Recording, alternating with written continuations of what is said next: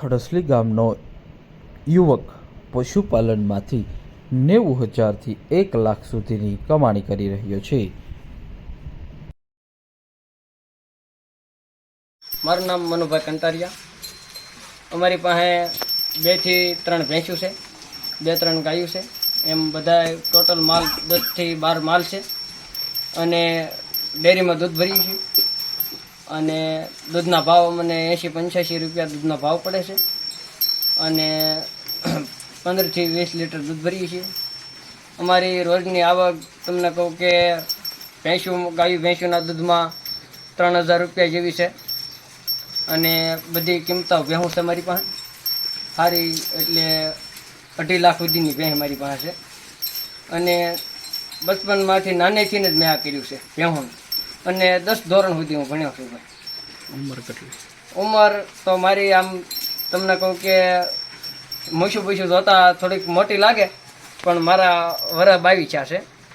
અને મારું જીવન નાનેથી તમને કહું કે આ માલઢોરનું ભણ્યો, પણ બધાએ પરાણે ભણવા ગયા છે. પણ મને પહેલેથી જ રસ ભેંસુમાં, ગાયું ભેંસુમાં છે.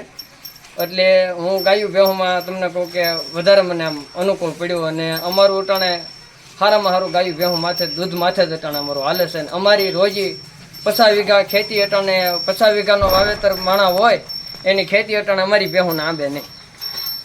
એટલે એ રીતના છે બધું. મનીષ કંટારિયા બચપનથી જ પશુપાલનના વ્યવસાય સાથે જોડાયેલો છે.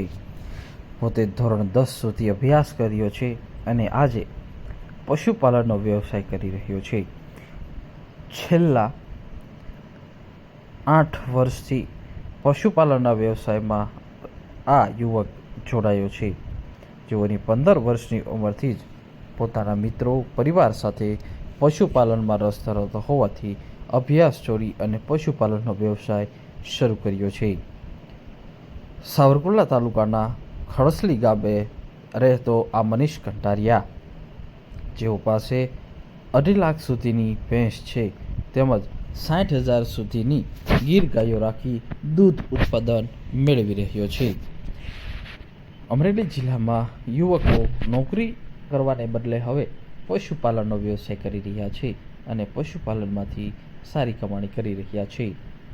આ મનીષ 22 વર્ષની ઉંમરે જ 1 લાખ રૂપિયા સુધીની કમાણી કરી રહ્યો છે. અમરેલી જિલ્લામાં યુવાઓ પશુપાલનના વ્યવસાય સાથે જોડાયા છે અને લાખો રૂપિયાની કમાણી કરતા થયા છે. ત્યારે સાવરકુંડલા તાલુકાના ખડસલી ગામનો યુવક 1 લાખની કમાણી કરી રહ્યો છે.